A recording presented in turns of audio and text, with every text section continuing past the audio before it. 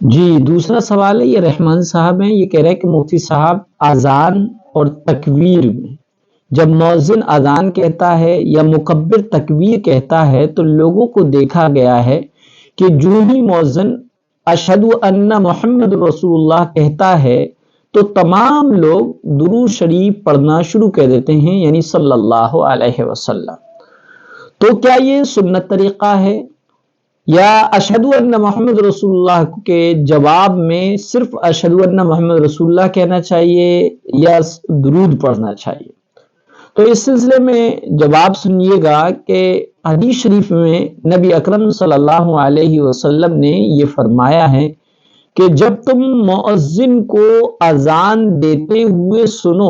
تو جواب میں وہی کلمات کہو جو مؤذن کہہ رہا ہے، صرف حی علتین یعنی حی علی الصلاۃ اور حی علی الفلاح کے جواب میں حوقلہ یعنی لا حول ولا قوت الا باللہ کہو، جس سے بالکل کلیئر ہو جاتی ہے یہ بات کہ اشہد ان محمد رسول اللہ کے جواب میں درود شریف پڑھنا مسنون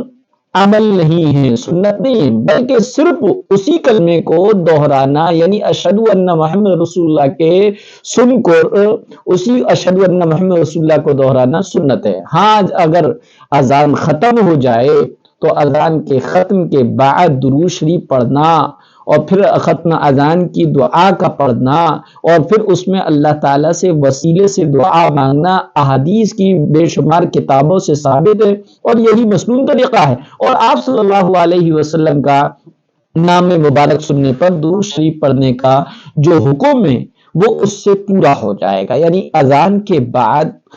درود شریف پڑھا جائے اور پھر اس کے بعد اذان کے بعد کی دعا پڑھی جائے، تو انشاءاللہ العزیز اللہ کے رسول کے نام کے سننے پر جو درود شریف پڑھنے کا شریعت نے حکم دیا ہے اس پر عمل ہو جائے گا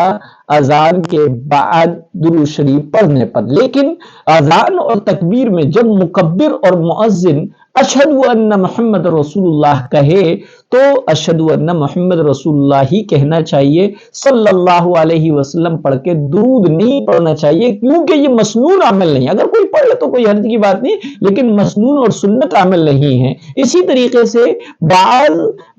مساجد میں تمام مقتدی جب مکبر تکبیر کہہ رہا ہوتا ہے تو سارے خاموش کھڑے رہتے ہیں، جو ہی وہ جو کہتا ہے اشہد ان محمد رسول اللہ تو تمام مقتدی